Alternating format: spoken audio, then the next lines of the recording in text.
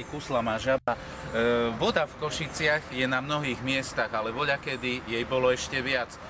Skoro na každej ulici mali aj svoj potôčik. A my sa pozrieme na to, ako sa voda pomaly vracia aj do mesta.